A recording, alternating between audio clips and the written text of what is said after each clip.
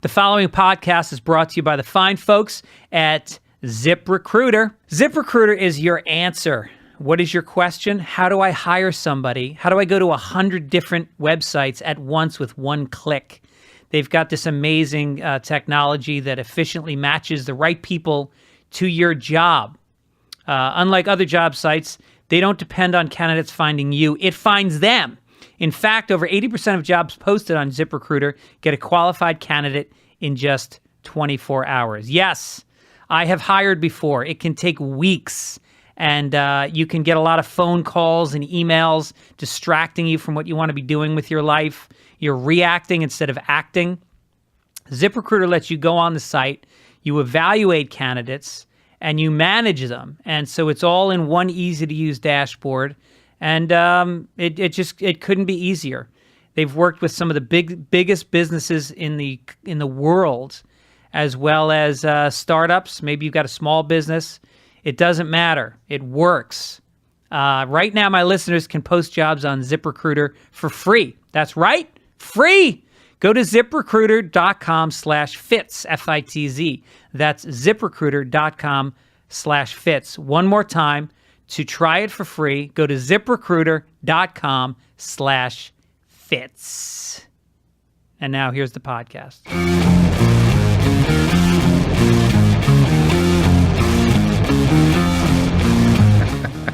Welcome to Fitz Dog Radio. The chuckle, the chortle from the guy across from me is a familiar one to me. It makes me happy.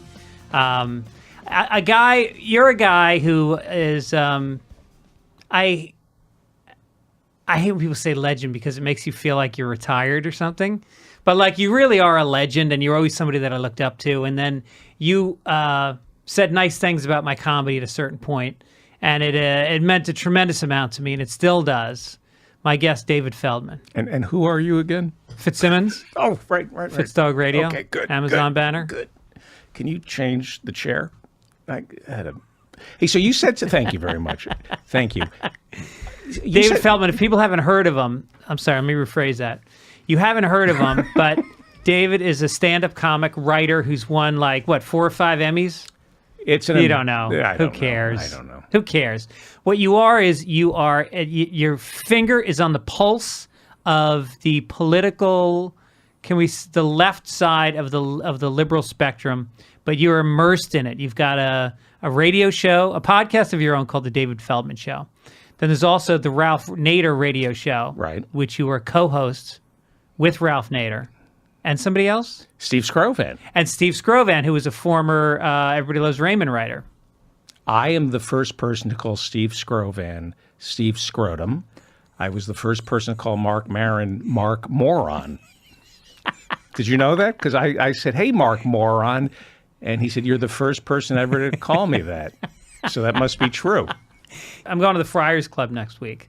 What are you doing there? You can just have some lunch. Oh, wow. I haven't been. Yeah, I'm a member, but I never go. And I like to see the old Jews, and I like to hear them tell their jokes. Freddie Roman, Dick Capri, Malzy Lawrence. You know these guys. Mm-hmm. Those were the two. Can I interrupt you? Yeah, please. I just wanted to interrupt you. No, the first time I did comedy, Freddie Roman and Dick Capri were at Dangerfields. They had just gotten back. They had just gotten back from a Dick Shapp roast. Yeah, and they were in tuxedos, and I thought it was the coolest thing in the world. Wow! I just wanted to be a comic. Yeah, right. Very nice guys. Go ahead. I'm sorry. No, but there was something about those guys that when I first started wanting to be a comedian, I was in junior high school, memorizing comedy albums. I'd go down to the city, watch Seinfeld and Paul Reiser and Richard Belzer at all the clubs, and then when I was in high school, my father introduced me to Freddie because my father, as you know, was in radio. And I believe, didn't you work with my dad? No, I was I met him. I was looking for work, and he was very kind to me. Right. Okay, that's right. And so he belonged to the Friars Club, and so he introduced me to Freddie. And Freddie took me up to the Catskills so I could see how stand-up comedy is really done. Wow. So he drove me, my father dropped me off in New City, which is where Freddie lives. And Freddie, I got into his Cadillac. Of course, he's got a Cadillac. It's great. And he had a tuxedo. We drove up to the Catskills. And then he performed, and it was like... How old were you? 14, 15 years old. Yeah. Wow. And so he went up and he performed and he did like little nods to me. Like he said, like a putz. A putz, Greg, is a guy who gets out of the shower to take a pee. Like, and I'm sitting there going like, he just talked to me. Wow. There's like 500 people here and Freddie Roman just talked to me. Wow. And it meant so much to me. And I just watched what a pro he was and how effortless and he was just the greatest guy. And he was like, he was my sponsor when I joined the Friars Club. So you kept up with him? Oh, yeah. So you have friends. What do you say it like you don't have friends? Yeah, it was such a sad way you said that. No, I'm curious. So you drove up with them. Yeah. How long was the drive? It's a couple hours. And what'd you talk about? Well, he had his hand on my leg, and so we talked about that a lot. Like, what are the plans? Are we pulling over? Dick Capri. Dick pops up in the back. Didn't even know he was there. He's giving me a shoulder rub. Welcome to show business, kid. I told you, Dad, I was going to teach you about show business. Little microphone technique now. So, I mean, I'm trying to think if there was first of all, how old do you think Freddie Roman was at the time? Had to be in his 40s, right? Probably at least, yeah. Okay. So if somebody said to me, hey, my son wants to be a comic, he's 14 years old. Hey, you know what? I'm playing some hotels in the mountain. I'll drive up. I'll drop your kid off at my place. I'll come back 7 hours later. I'll come back 7 hours. We'll be up in no cell phone. All right. This was before cell phones. Right. A degenerate comedian. Yeah. Your father trusted. That's right. A guy who wore a pinky ring and wakes up at noon every day.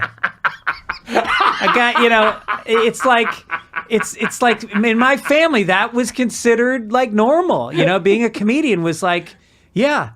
My dad wanted me to become a comedian as a kid because he was in radio and he used to do all those benefits where he'd MC in a tuxedo and he loved it. But wait a second. So you drove, I'm trying to put my mind into Freddie Roman's. I got a show to do. Yeah. And I got this idiot kid. No offense. Who thinks he's funny. He's got acne. I got to talk to him for 8. This is the only time I get away from my wife and kids. Right. Is this drive. Yeah. I look forward to this. Yep. And I don't think he wasn't drinking when we got there. Really? No, I can't say that on the air. I think that back then that would have been okay. I think it was just like... We had a Cadillac. He had a lot of metal around him. We'll say. Yeah, a lot of metal and a lot of velvet. Mm-hmm. But I think it was, for me, it was watching a guy do this. And I think my father wanted me to see that it's not just like you walk on stage and it's all a blast. Like, you gotta get there. You gotta deal with all the... pick up a 14-year-old You gotta pick up a 14-year-old boy. You gotta quiet him down. You gotta tell him he's not gonna remember any of this later. So was it the Concorde? Was it like the Borscht Belt? I think it was the Concorde, actually. And the audience was, what? 1,000,000 years old. Uh-huh. The audience was really old, and they seemed to know a lot of his jokes, but it's almost like when you go to see the Eagles. Uh-huh. You don't want to see the Eagles do a new song about the election. You want to see them do Hotel California. Right. And I feel like for them, Freddie's act was a trip down memory lane. It was a lot about, Brooklyn in the 1950s, 40s. Right. And it's a very different type of comedy. But when I started doing stand-up, that's the kind of comedy I did. Mm-hmm.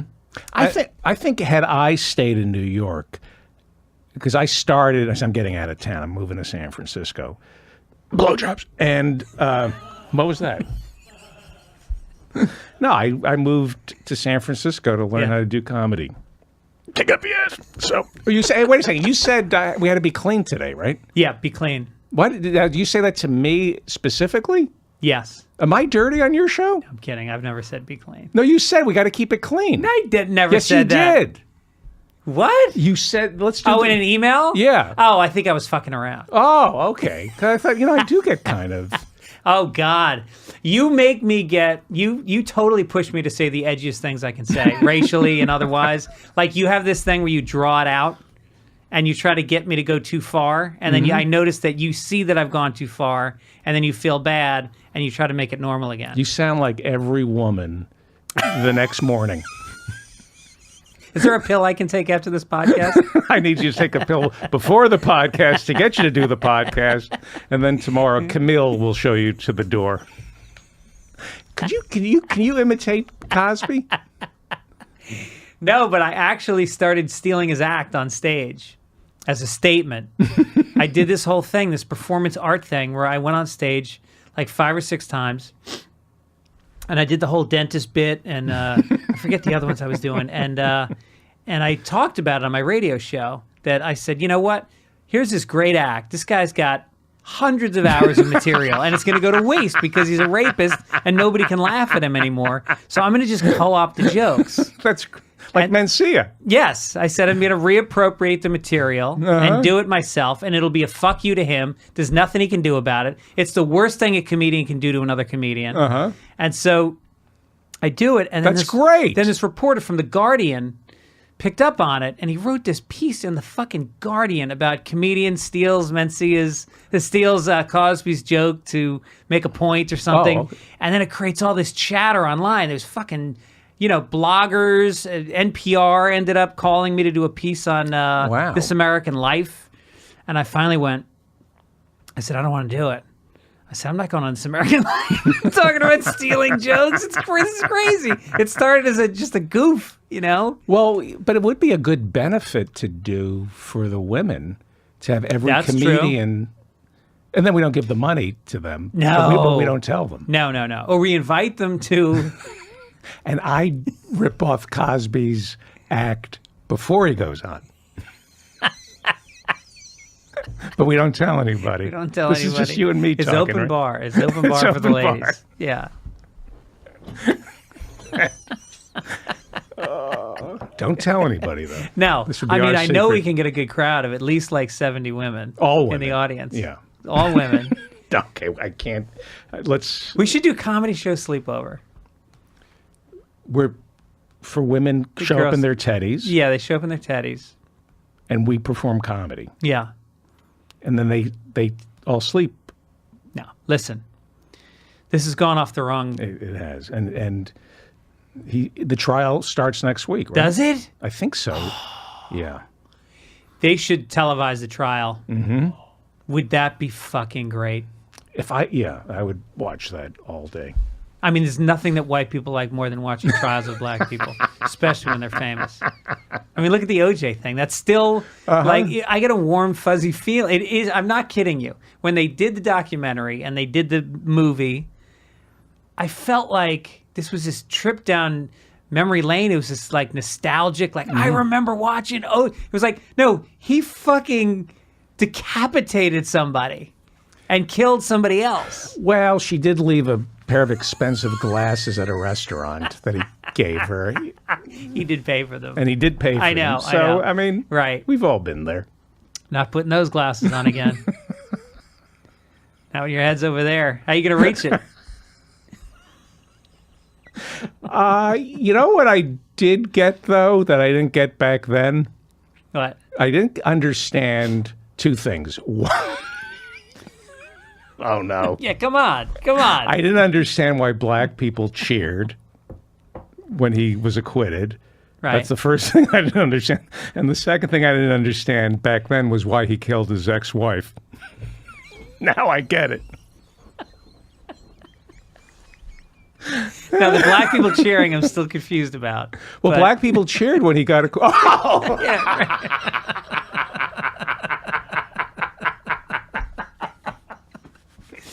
Oh, can you imagine if your wife ever dies, the amount of footage that's going to come up that's going to implicate you? Which wife? I've had several. That's right. I have several wives. Yeah. Tell me about Yes. post-divorce. Yeah. You're living in New York City. You're a bachelor. It's fantastic. I mean, you've got to be cleaning up. You're a guy you're writing on a TV show, right? it's unbelievable. And I'm young and I'm handsome. Well, you are handsome. And thank you. And women they walk up to me and Yeah. women literally, this is what I love about Manhattan. They go, let's cut to the chase. Let's get rid of the small talk. my place right now. Wow. And you go, I got to be honest with you, all I have is a small talk. My dick doesn't work anymore. Can we small talk? My dick is union. It works. It almost struck. But it only recently. takes union jobs. It's not, even though it has scabs, it refuses to be a scab. So, yeah, women are very sweet in Manhattan. It's not transactional. They don't care about success, money, good looks. They're very deep and empathetic. But they've got to be better than LA women. Well, listen, far be it from me to make sweeping generalizations about women. I wouldn't do that. No. So, Right. I suspect women. I've never dated in Los Angeles. Right. I just had affairs. Uh-huh. Just kidding. I never cheated. I never did it. I was such a good husband. I was so good. Have you gone on a date with a woman here in New York? Well, you'll notice there are a lot of prostitutes who are missing in Long Island. That's all I'm going to say. You've been reading about that? And turning up in Staten Island. Oh. See, if I were you, I would... By the way, I'm not, in my defense, oh, God. Come on. Is it... I can't do it. I can't say this. What? Your Honor, murdering... I can't... Has anybody ever joked about murdering prostitutes on your show? Yeah, New Bedford, Massachusetts, we used to do jokes about. Okay. Your Honor, in my defense, I was being frugal. By not paying them? By killing them. What? Should I knock it off? Am I being... Keep going. Oh, we have our producer just Somebody, moved a bag. He's got a little OCD. What was... Oh, really? Yeah. Like after he goes to the bathroom, he has to wash his hands. It's the sickest thing I've ever seen in my life. Oh, can I tell you something awkward that happened last night? I was at the Comedy Cellar. And, I'm back. I haven't been to the Comedy Cellar. I think I did one spot last year, and that's the only time I played there in 10 years. Wow. I'm so psyched to be back because when I lived in New York for 8 years, I was there like probably 5 nights a week. And I know Esty really well, as you do. Sort of. Sort of. And so I'm sitting there, and I got a slice of pizza before I went to the Comedy Cellar. And I eat the slice of pizza. It was delicious. It was like my first New York slice since I got back. And I wanted to go to that place on 3rd Street. Is that where Louis gets his slice? Right. Wow. So I get the slice, and then I go in, and we're sitting at the table, and it's like the comics table. So it's like Tom Pop is hanging out. Wow. And, a couple other B-listers. And they start talking about how good the food is now on the menu, and I'm not even that hungry. Uh-huh. But someone's like, I got to try the burger. So the waiter's like, all right, let me get a burger. So he brings the burger, and the burger's delicious, but it's fucking huge. And you got to go on. And I got to go on. I only had like 2 or 3 bites, and the waiter comes by and he goes, "Are you done with that?" And I go, "Yeah." And Esty's like, "So I guess the burger's not so good." And I was like, I just fucked myself. I just fucked myself at the Comedy Cellar. Well, you can't eat before you go on. I don't know why I ordered it. It was stupid to order it in the first place. Speaking of good cooking, Blue Apron. Did you know Blue Apron is the #1 fresh ingredient and recipe delivery service in the country? This is perfect for you because you're at home, you don't want to go out, and you don't want to spend a lot of money. Right. Yet I know you like to cook. So Blue Apron is a way that you can get food from 150 local farms, fisheries, and ranchers across the U.S. Wow. Where the seafood is got standards set up by the Monterey Bay Aquarium Seafood Watch. Beef, chicken, and pork come from responsibly raised animals. I mean, look, David, for less than $10 a meal, you can do Blue Apron. Sent to your house. It's packaged with all the ingredients. They're in the right amounts. You don't have to measure. You don't have to shop. It's all there. They've got these little recipe cards. I send Blue Apron to starving kids in Africa. Takes less than 40 minutes Should we cut to make that each out? recipe. Should we cut that out? No, you can say whatever you want. Why would I want to keep a sponsor? Why would I want to pay No, my producer? No, it's great. There's beef teriyaki stir fry with sugar snow pat. 69? crispy salmon and roasted potato salad Wow. with pickled mustard seeds and creme fraiche sauce. Oh, it never gets tired. New recipes every week. They never repeat a recipe. No weekly commitment. You can get deliveries when you want them. So do it now, and it's guaranteed fresh. Check out this week's menu and get your first 3 meals free with free shipping by going to blueapron.com/Greg. You'll love how good it feels and tastes to create incredible home-cooked meals with Blue Apron. So don't wait. That's blueapron.com/Greg. Blue Apron, a better way to cook. So the ingredients show up, Yep. and then all you have to do is just pour- Prepackaged. You it tells you what to preheat the oven to. The oven to. Yeah. And then you stir, you chop, you put it in, it comes out. You look like a champ. Wow. It's really great. I love Blue Apron. That really does sound great. I mean, does this sound like something you would do? This sounds like something I would do to impress somebody who doesn't think I can cook. That's exactly what you do. That I yes. Right. All right. Well, listen, David Feldman. Do they have like a guy who can show up in the middle of lovemaking? Your lovemaking or his lovemaking? In the middle of my and just I want to tag me out and then finish up with like a couple extra Shut up. inches. Just shut up. You had done so well in not sabotaging that read, and then you had to. No, I'm saying that I want to impress a woman. I made you this meal. That's going to be the next app. Wouldn't that be the next app? And then when the lights are out, some guy comes in Just closes. and closes. Yeah. And I can go read Yeah. and finish the rest of the meal from Blue Apron, which is, what I'm going to be thinking about at my age. All right. Just shut up. And never. I would say in show business in general, if you go to a party, don't go hungry, even if it says there's going to be food, because you're gonna stand there with your mouth stuffed with food, and then all of a sudden, like maybe Dennis Franz comes over or Mario Peebles, and then what are you Or gonna do? anybody else who we know from the 90s. Emilio Estevez pops in.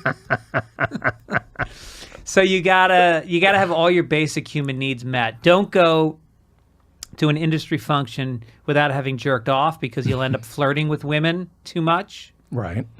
Eat, jerk off, sleep, and take whatever your medications are. What about jerking off at the party? I'd say that's a good move. Do you ever, let's see. I don't want to talk about jerking off. No? Nah. All right. But it does calm you down. I had a great jerk off the other day because I'd been in New York for like 5 or 6 days and I hadn't jerked off yet because I was just I was busy unpacking, and then I flew out for the weekend, and I'm at an Airbnb. You got to, I always tell people, especially guys, you got to jerk off at least every other day, because if you go past 4 days, it doesn't hit you in the face. It shoots past your face. And what's the point of jerking off if you can't blow a load in your face while lying on your back? But if it's so pent up, I hate that. And then you see it arcing past your forehead, Yeah. and you try to get it in your hair. Right. It's just like when I get. If I wanted to come in my own face, I would have to go into a yoga position where my dick was above my head. But do you ever figure out the torque? Do you ever think it's been a couple of days, I got to adjust because this thing's gonna fly? Are you fucking kidding me? I got no torque. I got zero torque. My belly button is pretty much ground zero. That's where it's headed. It's not. If I hit it past that, that's a walk-off homer right there. That's so. Yeah. But so you don't think about. I know every day that I've gone without jerking off, Yeah. and in the past, it was I'm being good. Yeah. Now it's like, I'm not taking care of myself. No, it's true. As you get older, it really is. They say there's health risks of not jerking off regularly. I used to feel really ashamed when I would jerk off. Well, because you were doing it in church. I never did it in church. I did it in the school bus. I used to go to school with. It It was all girls. I went to a school that was like 20 minutes from my house, and so I had to share a bus with all these Catholic schoolgirls. And so I would sit on this bus, a long yellow bus, every seat filled, and I'd be sitting next to a couple of them. In the uniforms. Their little plaid skirts and their little tan thighs. And they'd always be like, coming home in the afternoon, that sun would come in, and it would glaze the top of their thighs, and you could just see the little blonde sheen of hair. And stiff white shirts with a little bit of cleavage and the cross. With Jesus' feet stuck right in between those tits. More. Tell me about the cross on the Gentile girl. Well, he would be smiling. If you really looked at his face, he was smiling. Is he looking at the Jew? He's looking at the Jew. He's giving you the finger. Look at his hands. And I would sit in the back row in the afternoon because the bus would usually be like half. It would be mostly empty, and I would sit in the back row, and I would jerk off. And were you proud of yourself? I felt really good about it. What about right after? I can't remember. I remember walking home with a load in my pants. That didn't feel good. Because I never, it was always a crime of passion. I never thought to bring like tissues or anything. I would just sit back there and I would get an erection and I would just put my hand in my pants and I would do it. I was thinking the other night, I had a Spanish teacher when I needed like 3 extra credits to graduate college. Yeah. And I had to take, and there was this Spanish teacher. And I used to go to her house, and I was just the intensity of, and I couldn't act on it because I knew if she wouldn't pass me, and I couldn't speak any. And I just think back to the not being able to make a move on her. Yeah. And she was in her 20s? I guess so. Yeah, maybe in her 30s. But then you'd go home and jerk off thinking about her? Yeah. Yeah. Yeah. Did you think about maybe doing it before you went so you could concentrate? You probably did. You probably did it before and after. I think back then it was like 4 times a day. Yeah. Like I used to jerk off while I was jerking off. That's how much I jerked off. You had one, your left hand at the base and your right hand at the crown. Just doing them both at the same time. You got your foot on your balls, tickling them.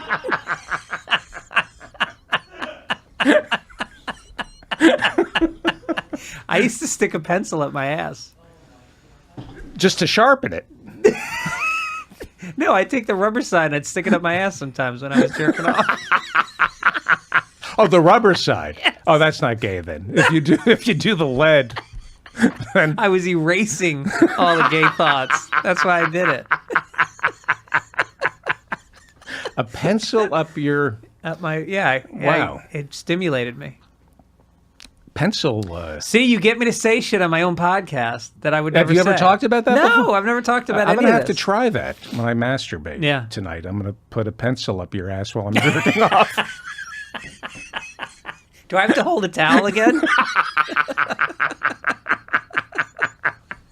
Imagine that if you were such good friends with a guy that you just, there was nothing gay about it. It was just like, hey man, can you stick this pencil up my ass? Sure.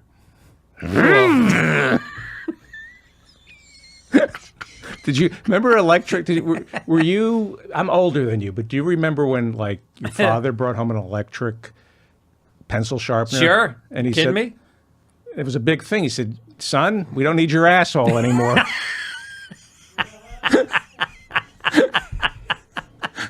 That was. Now listen, good news and bad news. You mean I'm not going to be farting sawdust tomorrow? Still need you to mow the lawn. Don't need to sharpen the pencils anymore. But I remember my dad brought home the pencil sharpener that he stole from the office. Really? Yeah, that was back then. That was your dad. Back then, the greatest generation. They had stuff coming to them. Yeah. They went over and killed Nazis and Japanese, and they had things coming to them. They like earned a pencil sharpener. Yeah. pencil sharpener. Absolutely. Yeah. No, they earned alcoholism. Yep. You know, there was no therapy back then. Nobody talked about feelings, so it was just like war right into the bottle, and there's no fucking questions asked. Right. Yeah. They came home as effed up as you know about my father, right? No. He killed 70 Japanese during World War II. Did he really? He never talked about it because it was in a California internment camp.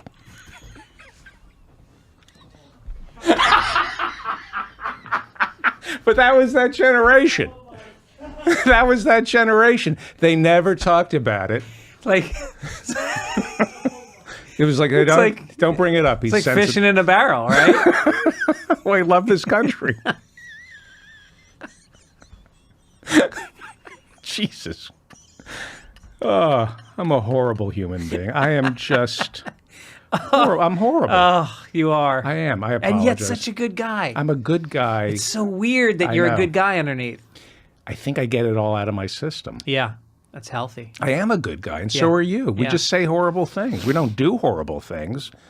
And we never get in trouble for it. Maybe it's because we're not famous enough. But a lot of the shit that we say, if we were more famous, would take us down to where we are now. I think those days are over. Yeah? As a liberal, I think the politically correct people, I think we shot our wad. Yeah. I think you can say anything now. People are going to go, F it. Right. It's just, Now, do you think we did it, or do you think Trump has anything to do with it? I think you're right. I think, what's his name, has a lot to I do know I with shouldn't it. have said his name on the podcast. But I also think that enough already. Yeah. People have just gone, enough. We get it. You want a safe zone. You know what? You better get out of my face because it's not safe right now. Right. Right. And colleges, I know the idea, and I know your daughter graduated from Berkeley, right? Mm-hmm. And that is the bastion of political correct. I think it was spawned there. The free speech movement was spawned there as well. Right. Ironically. Yep. And so I think about spending, $60,000 a year to send my kids through college and sending them to a place where they're told what they can and can't say. It seems crazy to me. Well, I don't want to. I agree with them. But, If you first of all, Berkeley isn't $60,000 a year. It's How much is it? $57,375.62. Times 4. No, it's not. It's a state school. It's a great school. It's No, a but state- my kids won't be getting into Berkeley. I think if whatever you're spending to send your kid to school, you should not be hearing certain things. I want them to hear from a PhD. Like I love Jerry Seinfeld and Chris Rock, but Yeah. they're complaining that they can't play colleges. Well, I'm glad they can't. I don't want them at my kid. I don't want Bill Maher or Ann Coulter going to my kid's Right. college. I want them to learn something. Yeah, what are they going to learn? A prepackaged set of instructions on how to be a middle manager? I want to hear them. I want them to react to shit and get upset and protest and discuss. And, What I'm saying is I don't want comedians and musicians playing at colleges. That's not why you send your kid to college. Well, college should be a full bouquet of experiences like you would get in life, and so it should include entertainment. It should include some drinking, controlled drinking, open sexual talk about sexuality. There should be speakers on campus that get people to have to take a side. You have a daughter? Yeah. Oh, here he goes. How old is she? How old is she? She's 13. Does she want to go to the Catskills with me and Freddie Roman? I have a Cadillac. I have Cadillac. She want to go to Catskills? Afterwards, I go, you owe me $15 for gas. I hate to be a dick, but can I get a couple bucks for gas? I hate to be a dick. Like the worst. You've just done the worst thing in the world. I hate to be a dick, but can you throw in for gas?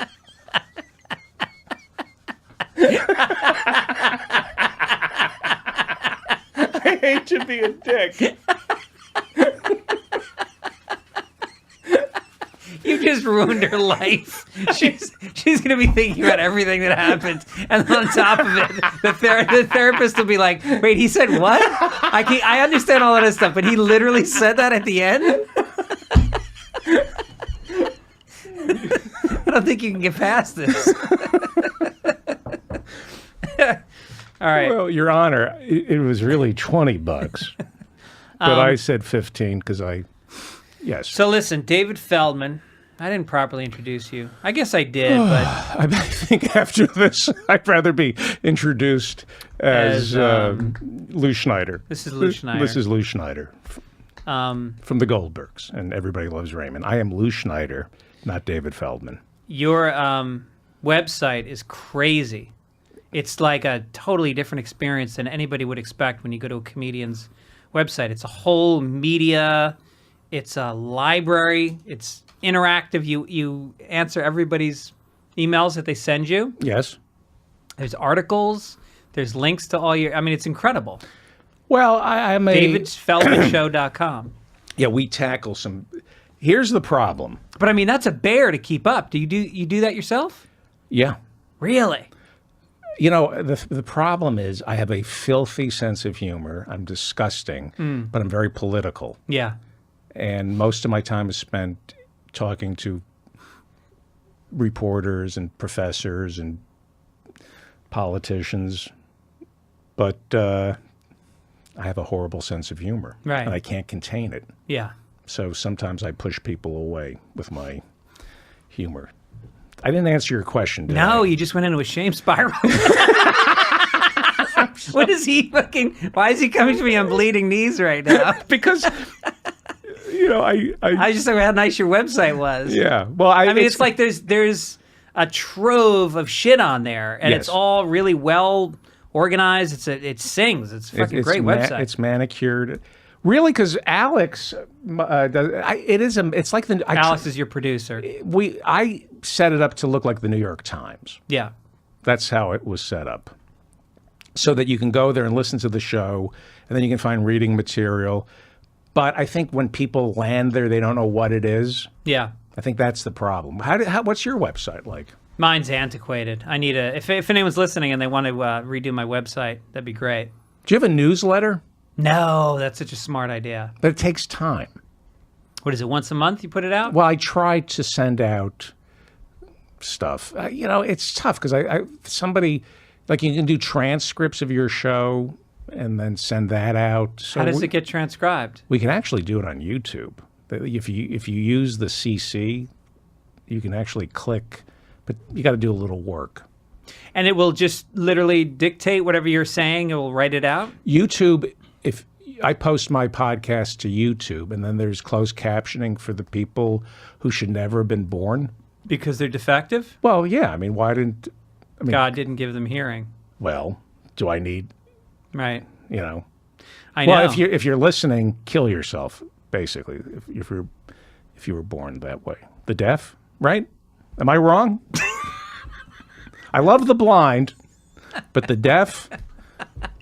The problem with the deaf is it's how they talk. It's like, look, there's nothing wrong with your fucking speech. Stop garbling your words. Now I want to be deaf. If there are any deaf people listening right now, and you don't like what I have to say, I live at 514 Fairlane Drive, Hoboken, New Jersey. The door's wide open, F-face. You know what's weird is that is your address.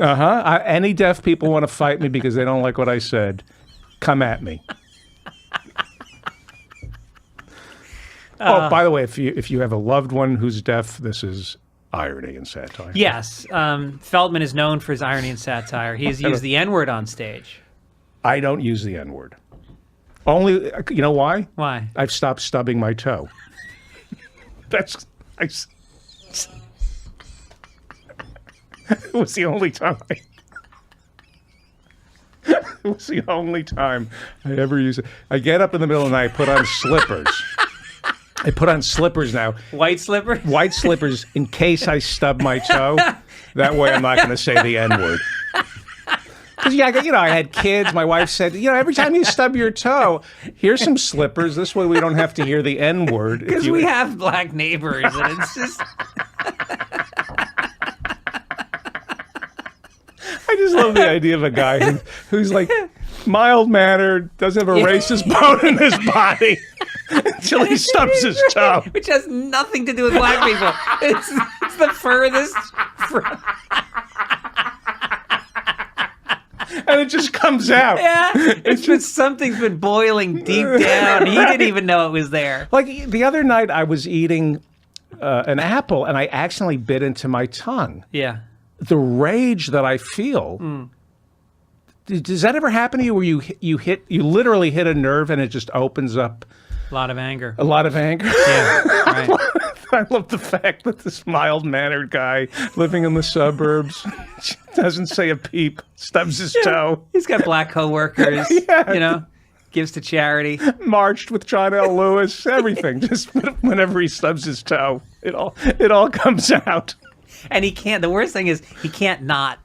So like if he's at the gym in the shower with other guys, he literally has to put his hands over his mouth because he has to say it every single time. And he doesn't know where it's coming from. No. He's just like, why am I doing this?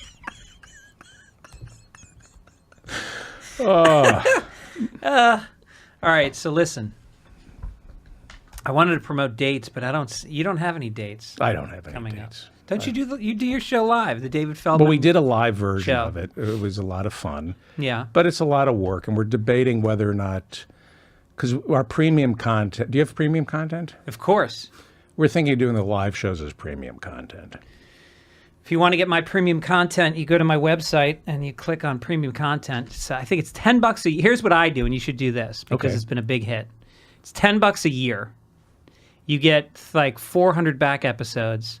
Plus, when I come to your city, whatever shit town you live in, you get 2-for-1 tickets at my shows. Ah. All you do is you email into the site. And who's managing all this stuff? My great producer, John Matthews, does an amazing job. The John Matthews, the reporter John for KP. I You're love right, John right. Matthews. Public radio guy. He's a great guy. So he saves every time somebody emails in and says, I'm coming to the ball.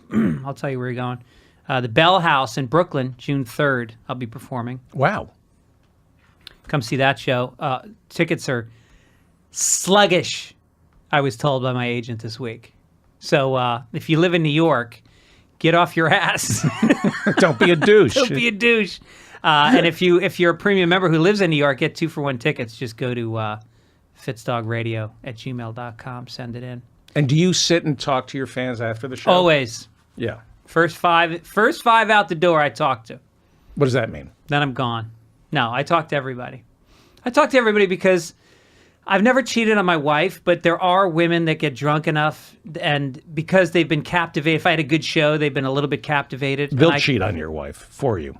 They will cheat on my wife. You'll with- bring with them each back other. to your house with Yes. your wife. Yes. Have them have sex. I got to wake my wife, you know, And then she'll go off and have an affair with another woman. and doesn't let me participate.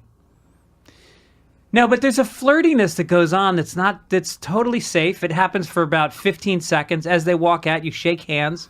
They say something drunk and flirty, and you say thank you when they leave. And I enjoy that. Mm-hmm. And that's as far as it goes. Then I go back to the green room and I have dinner. I do another show. You call it a night. And I love that. I love guys that come up and, you know, they're nerds and they listen to the podcast and they're like, you know, you fucking, I listen to your podcast all day at work. And I'm like, what do you do at work that you're like listening to a podcast? And I realize like most of my listeners don't have jobs that require them to really participate in any way. They can listen to podcasts while they work. I listen to your podcast while I'm doing my podcast. Do you really? Yeah, it's kind of like that joke about jerking off while I'm jerking off. But if you're just tuning in, it'll sound almost funny Yeah. and not derivative.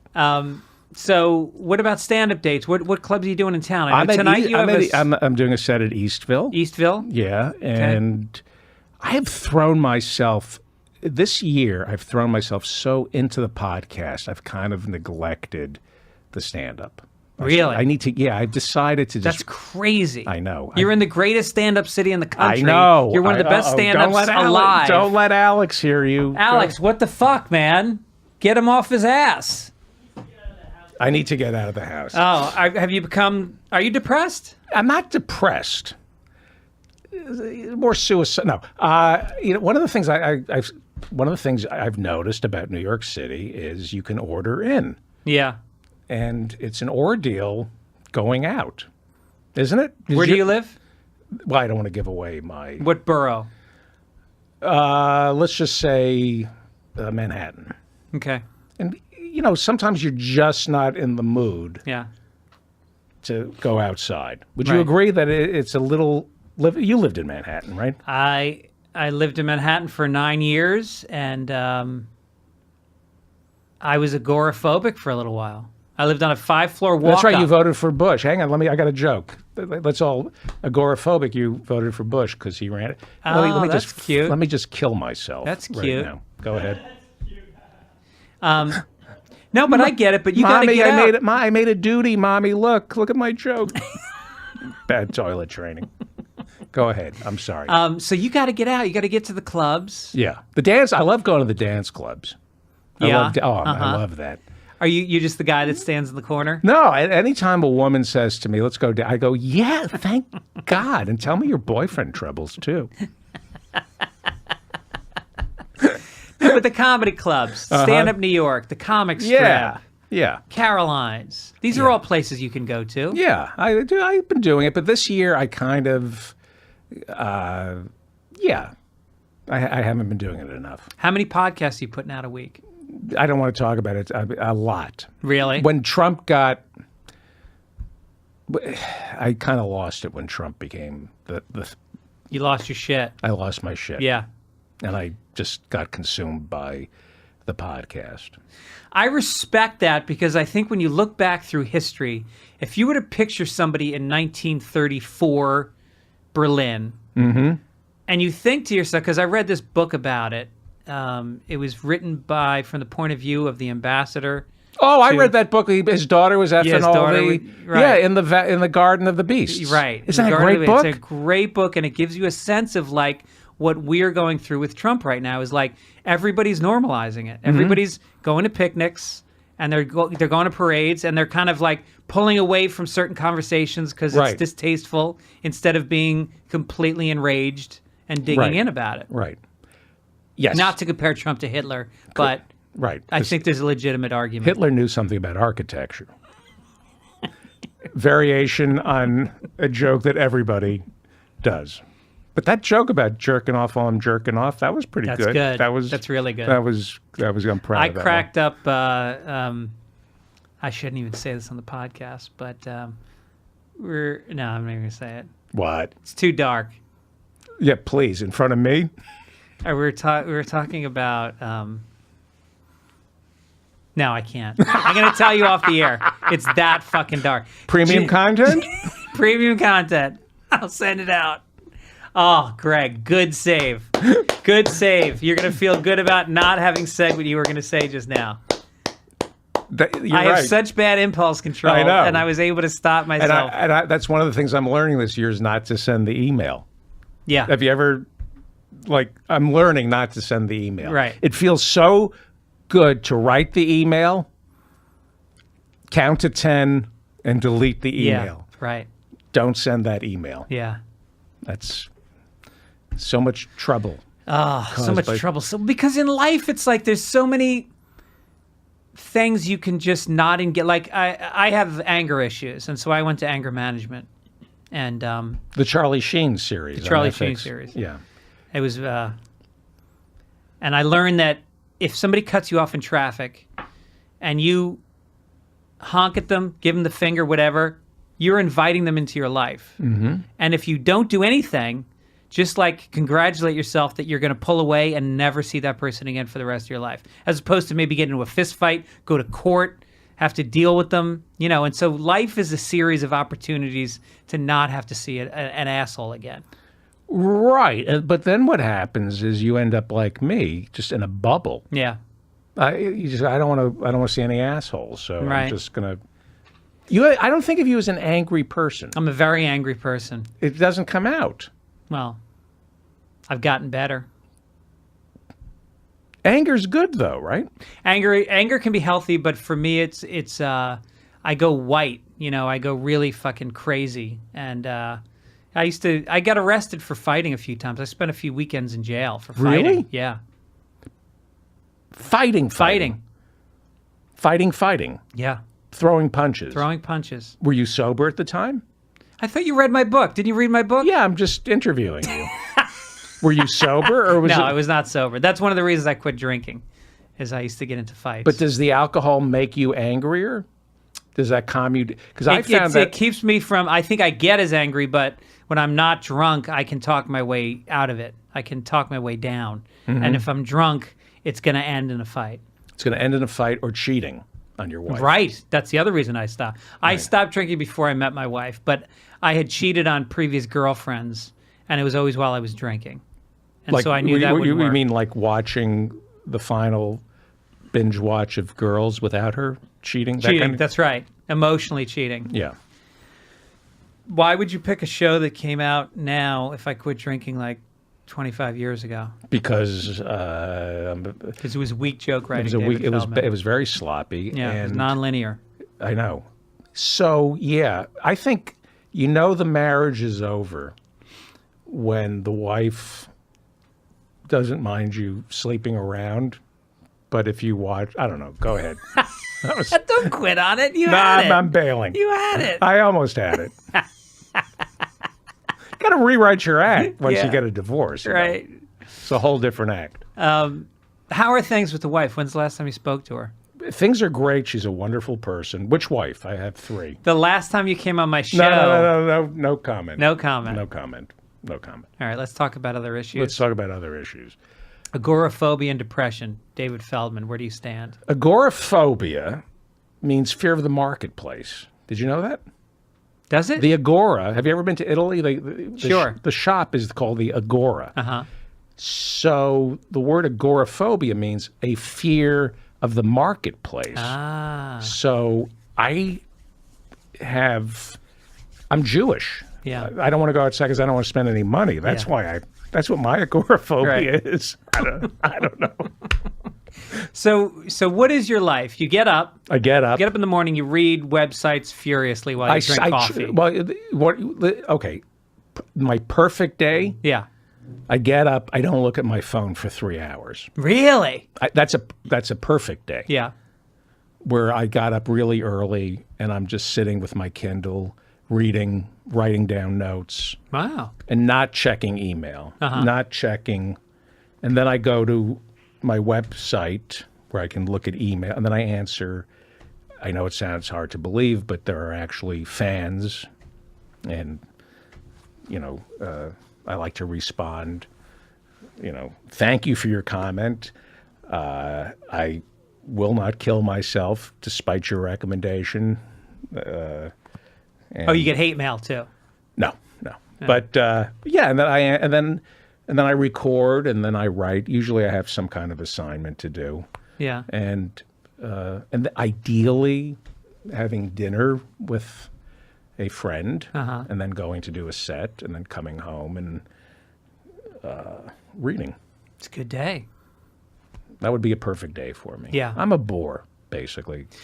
No, your mind is being engaged all day. That's what the Greeks dreamt of: young boys and engaging your mind all the time. Have you met Freddie Romo?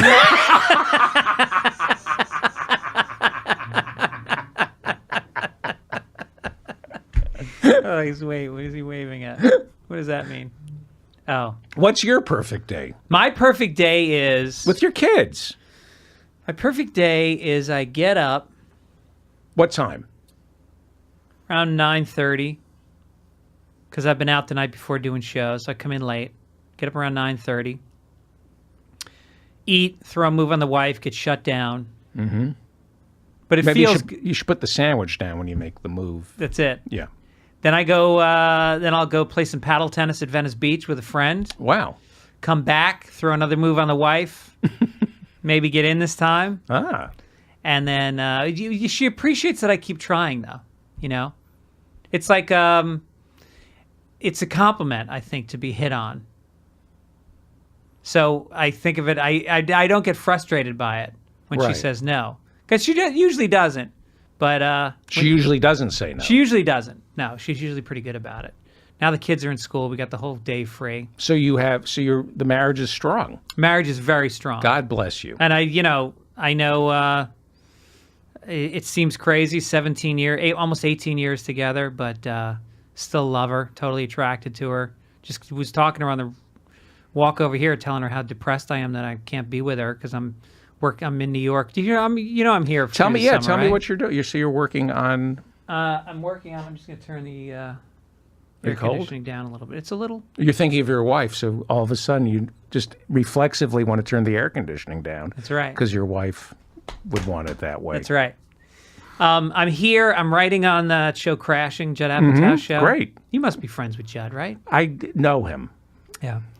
So we're doing that in Brooklyn, and then we'll start shooting in June.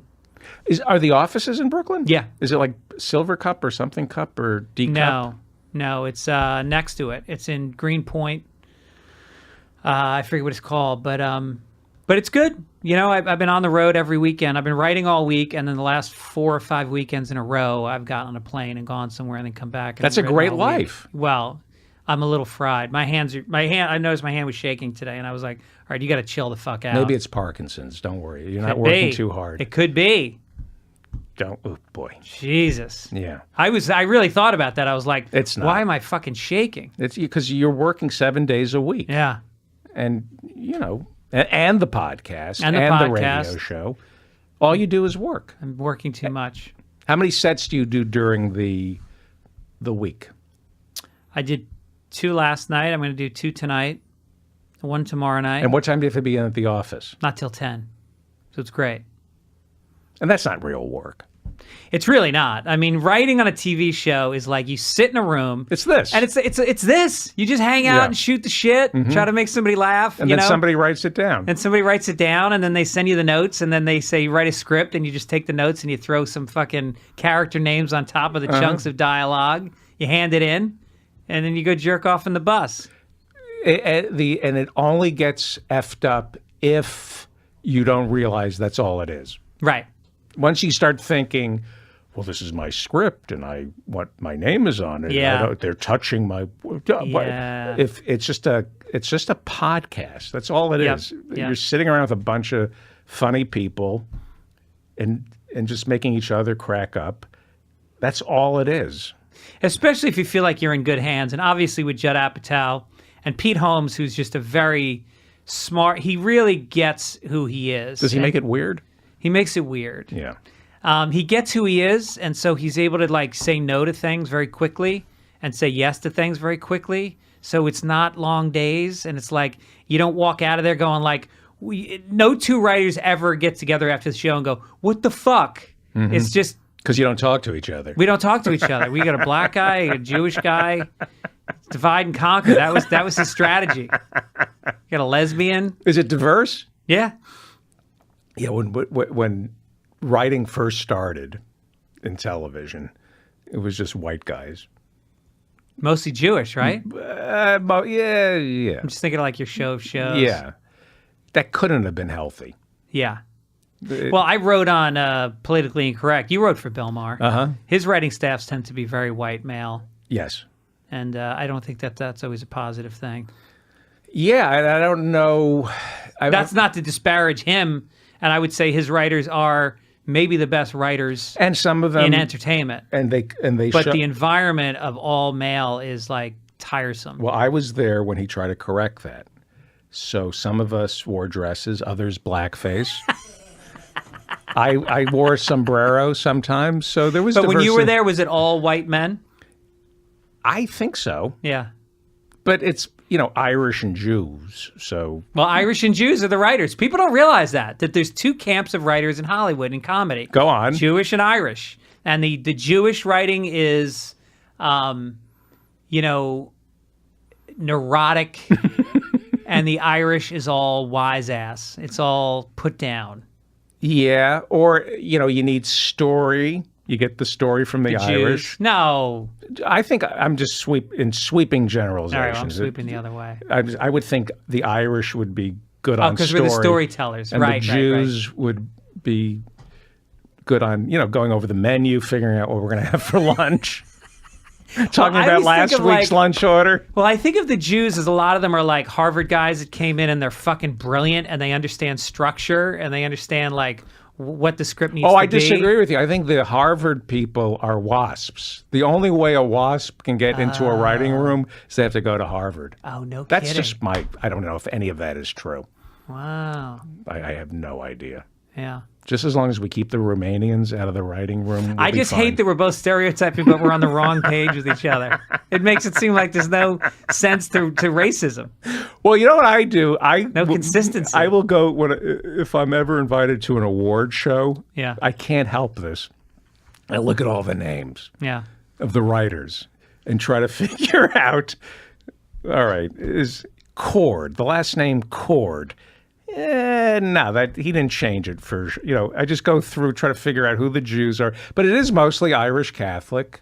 Yes. and Jewish people. Well, the Jews And were blacks. More blacks are coming up now. not enough. Not enough. I agree. It's really crazy how few black people because, and I don't get it because every show I've ever worked on, we've been like, we got to get some black people on the staff. And then you go out and you find all these great black writers and you go like, why weren't you guys working? What the fuck?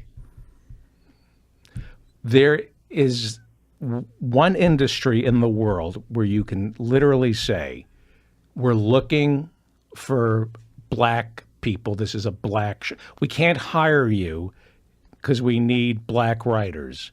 Right. I mean, it's so segregated. It's getting better. Yeah. But even in the 90s, when I was just starting out, I would hear like, it's a black show, Yeah. which meant this is a white show. Mm-hmm. Right? I mean, it's pretty segregated. Yeah, it's very segregated. And I found that the best staffs I've written on really are the most desegregated. Why are you making a jerking off motion when you say that? I took some Ritalin before. Just don't stub your toe in that writing. I'm going to be coming to Baltimore also in August. Don't forget about that. Best crabs in the world. How do we... Best crabs in the world. Is that right? From Baltimore. I'm going to get some crabs in Baltimore. I usually bring my own crabs to Baltimore.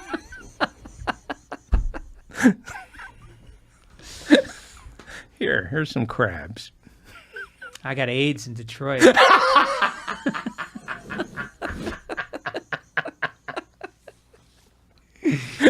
David Feldman, what can I say? Oh, and I want to thank also, I put it out on the podcast 2 weeks ago that I had done a Rogaine ad back in like 1997, 98. And it went out there, and I didn't have a copy of it. And I told my kids about it, and they were dying to see the Rogaine ad. And so I said to my listeners, if anybody can find it, because I'd looked online, I couldn't find it, I will give you $200. And so sure enough, like 3 days later, a gentleman, I don't know if he wants me to announce his name, maybe I will on the next show, but found it. And I've got the ad. I could play it. Should I play the ad? Sure. So I asked him if he wants the money. He said, no, just donate $200 to St. Jude's Children's Hospital. Yes. So I just saved $200, obviously. And, By the way, about St. Jude's, Yeah. they don't turn anybody away. That's right. That is like probably one of the greatest charities you can give to. I know that Robin Williams. It was created by Danny Thomas. Yes, but Robin used to do ads for it, and he wouldn't endorse charities unless it was thoroughly vetted. And I was told. Yeah. Well, it's I've done benefits for them several times. I drove out to the desert and did one at a golf place, and I got to know some of the people that run it, and they are really sharp, good people. But if they will not turn if No. you call them and come on, if you have no money, it doesn't. Well, you got to be white. Well, yeah. Here's the commercial. Rogaine Extra Strength is proven to work for 4 out of 5 men. I like my chances. Only Rogaine has extra strength, and it's proven to stop hair loss or regrow hair. Rogaine Extra Strength, proven to work. If you want to go to my Twitter account, you can see the ad. It's me with a full head of hair, slightly thinning. Did And it work? I mean, if you had used it, I used it for a brief period of time, and I had like a baby fuzz thing happening. Mm-hmm. But it makes and your Freddie hair. Roman said, "Hey, you want to come into my Cadillac?"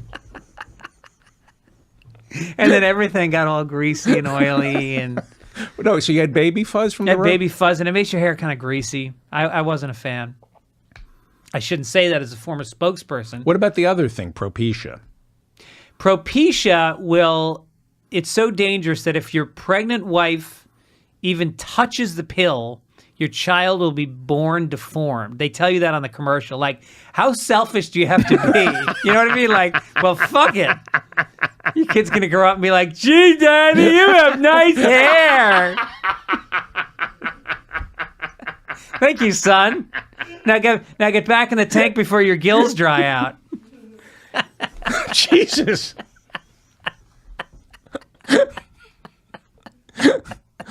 Yeah. Oh, wow. Yeah. All right, listen, we got to get on to to your show. We're going to be doing an episode of the David Feldman Show. It used to be called the David Feldman Radio Comedy podcast. And then you made a big change. I know a lot of press releases went out about It this. was You just changed it to the David Feldman Show. Yes. And we're going to do that. Are we done? Yeah, because we have, how much time can we spend on each one? We got to do that. We're going to do the serious show. Let's got a do the lot of- serious show. Let's do the serious show. Okay. David, thank you so much. You're the best guest. Well, you're my first. I'm here for 4 months in New York. You're the very first person I reached out to do a podcast with. I love doing your show. I was nervous. Really? You saw. Yeah, you were nervous. I was nervous. What's that all about? Anxiety. Yeah. I was a little nervous too. Yeah. But you did it. I used the squeeze technique and I held back. Yeah.